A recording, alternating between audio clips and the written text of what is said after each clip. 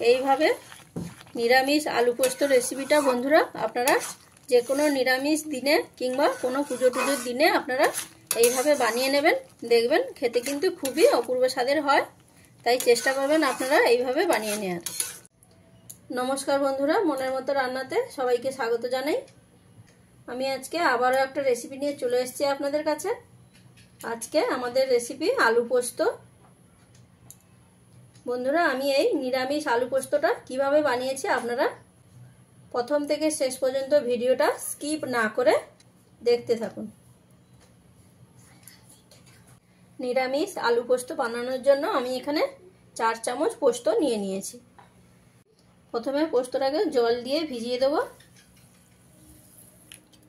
পোস্তটাকে আমি এখানে প্রায় 15 থেকে 20 মিনিট মতন ভিজিয়ে রেখে দেবো।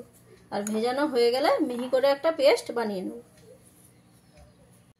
আর নিয়েছি আলু, আমি এখানে 4 পিস মিডিয়াম সাইজের আলু নিয়েছি, নিয়ে এইরকম ছোট ছোট চৌকো করে কেটে নিয়েছি। নিরামিষ আলু পোস্ত বানানোর জন্য আমি এখানে একটা কড়াই নিয়ে গরম করে নিয়েছি। তাতে দিয়ে দিচ্ছি পরিমাণ মতন সর্ষের তেল। তেলটা ভালোভাবে গরম হয়ে গেলে দিয়ে দিচ্ছি একটা শুকনো লঙ্কা, তার সাথে দিচ্ছি 1 চামচ কালো জিরে।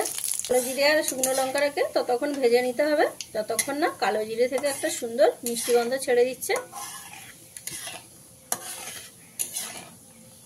কালো জিরে থেকে সুন্দর একটা মিষ্টি গন্ধ ছেড়ে দিয়েছে। এবারে এর মধ্যে দিয়ে দেবো কেটে রাখা আলুগুলো।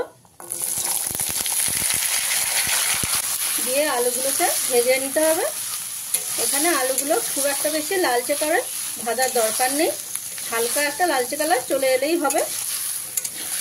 গ্যাসের ফ্লেমটাকে মিডিয়ামে দিয়ে আলুগুলোকে আমি ভেজে নিই। এবারে একটা মিক্সির জার নিয়ে নিয়েছি, তাতে দিয়ে দিচ্ছি ভেজানো পোস্তটা। তাতে দিচ্ছি 1 পিস কাঁচা লঙ্কা, দিচ্ছি কিছুটা পরিমাণে লবণ, অল্প কিছুটা পরিমাণ জল দিয়ে পোস্তটাকে পেস্ট করে নেব। এখানে কিন্তু খুব বেশি জল দেবেন না, তাহলে পোস্তটা কিন্তু খুব ভালোভাবে মিহি হয়ে বাটা যাবে না। তাই অল্প পরিমাণে জল দিয়ে আপনারা বেটে নেবেন। দেখুন কত সুন্দর মিহি করে পোস্তর পেস্টটা হয়েছে।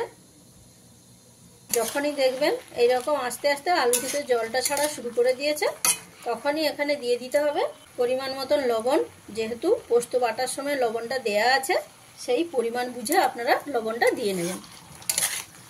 লবণটা দিয়ে খুব ভালো করে একবার মিশিয়ে দিতে হবে।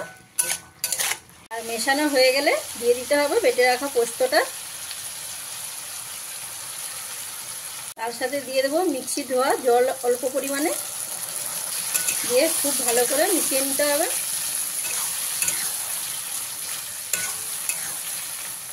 এভাবে মিশিয়ে নিয়ে অল্প কিছুটা সময় ভেজে নিতে হবে। পোস্তটা দিয়ে মোটামুটি 2 থেকে 3 মিনিট মতন ভালো করে কষিয়ে নিতে হবে। 2 থেকে 3 মিনিট ভালো করে কষানো হয়ে গেছে। এবারে এর মধ্যে দিয়ে দেবো পরিমাণ মতন চিনি, টেস্টটাকে ঠিকঠাক ব্যালেন্স রাখার জন্য। দিয়ে ভালো করে একবার মিশিয়ে দিতে হবে।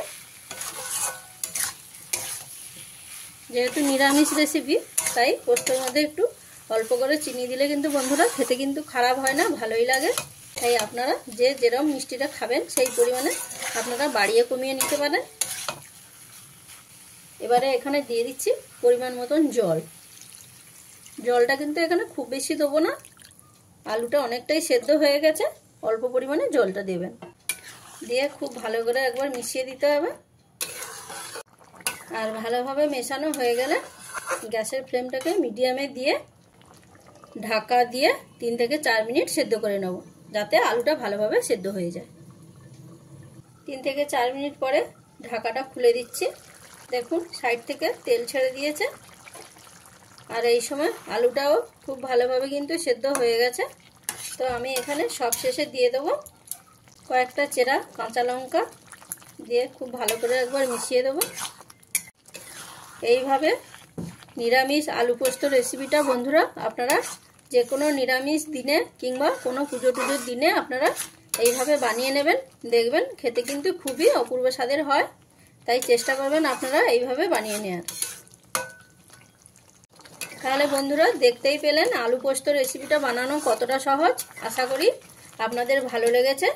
আর ভালো লাগলে চ্যানেলটিকে লাইক, শেয়ার এবং সাবস্ক্রাইব করবেন। আর রেসিপিটা কেমন লাগলো বন্ধুরা সেটা কিন্তু আমাকে অতি অবশ্যই কমেন্টের মাধ্যমে জানাবেন।